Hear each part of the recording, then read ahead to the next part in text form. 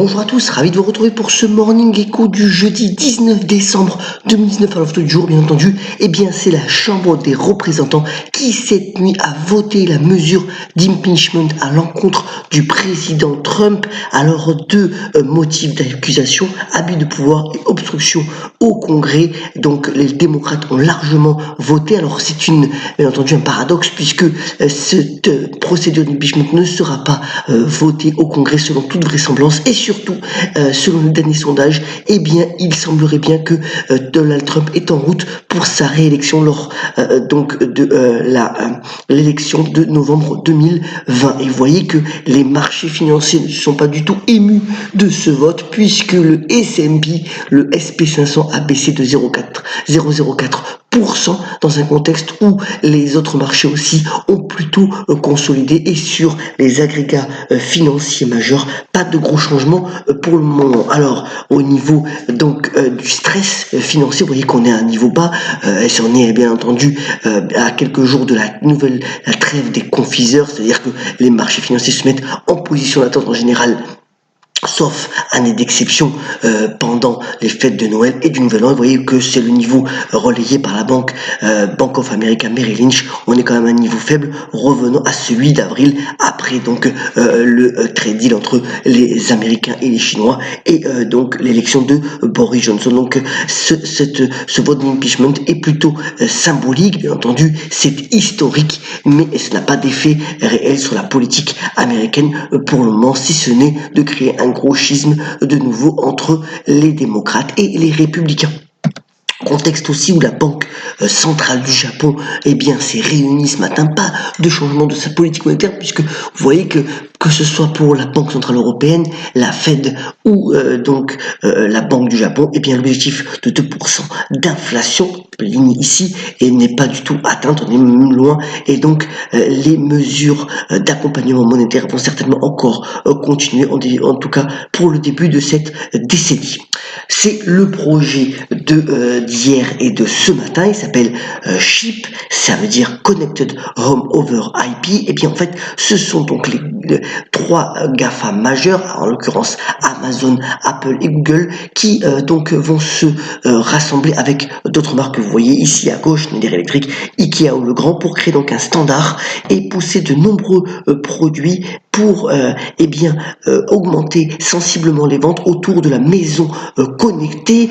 Donc de nombreux produits vont être mis sur le marché à partir de 2020 avec un standard qui fonctionnera sur les différents appareils au lieu de se faire à la guerre.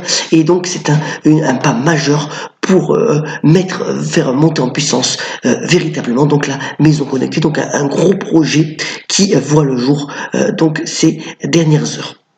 Autre point aussi, ce qu'on appelle ici les dissonances cannabiques, puisque c'est un reportage du magazine Challenge, donc sur le potentiel du marché du cannabis. Il faut savoir que le marché global illicite c'est 180 milliards de dollars par an. En Europe, c'est 24 milliards de dollars la consommation illégale de cannabis, et les fabricants de cannabis qui sont majoritairement cotés, vous voyez sur la courbe de gauche, aux États-Unis, au Canada, ont subi, après une forte spéculation boursière, finalement une baisse assez drastique de leur comportement boursier, et compte donc sur l'Europe pour pouvoir un petit peu relancer cette activité, alors que de nombreux pays devraient légaliser en tous les cas le cannabis thérapeutique dans les premières années de la nouvelle décennie. Donc affaire à suivre pour redorer un petit peu leur blason.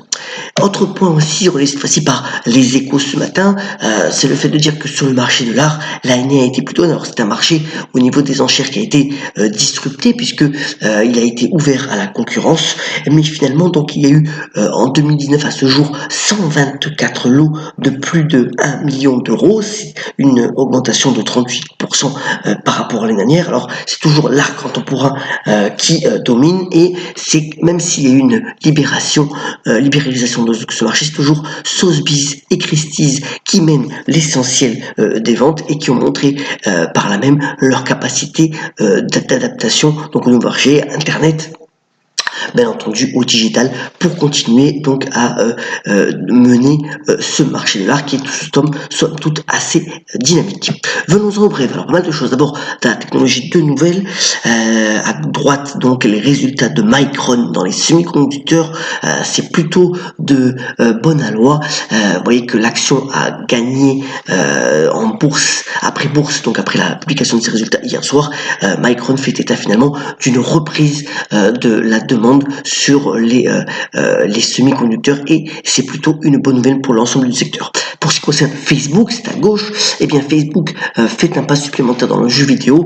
Il achète donc un concepteur de jeux vidéo espagnol, Playgiga. Alors c'est une petite acquisition, 70 millions d'euros, mais ça démontre l'intérêt pour le groupe de Mark Zuckerberg de s'immiscer lui aussi, tout comme bien entendu Microsoft ou Sony ou Google avec son nouveau service aussi de jeux en ligne, donc sur les jeux vidéo, et c'est à noter. Alors, Airbus passe pour la 6e fois de son histoire le cap des 1000 commandes d'avions en 2019. Hier, notamment, donc Air France a fait état d'une nouvelle commande de 60 avions à 220 et c'est une belle performance commerciale. C'est pas tant finalement les débords de Boeing, mais plutôt donc la dynamique du marché aéronautique dans son ensemble qui permet donc aux constructeurs pan-européens de montrer ce bon résultat commercial et c'est véritablement à saluer. Est-il le moment de retourner sur SEB? Certainement. Alors, le groupe SEB électroménager, plusieurs points. D'abord, bien entendu, toute sa capacité de croissance en Chine, puisqu'il y a plusieurs années, on l'avait déjà relayé, il a monté une joint venture là-bas. Le beau succès commercial du Cookéo et qui appartient donc au groupe Moulinex et donc au groupe SEB. Mais aussi, SEB est en avance sur tout ce qui est réparation d'objets, notamment une grande usine près de l'Atlantique.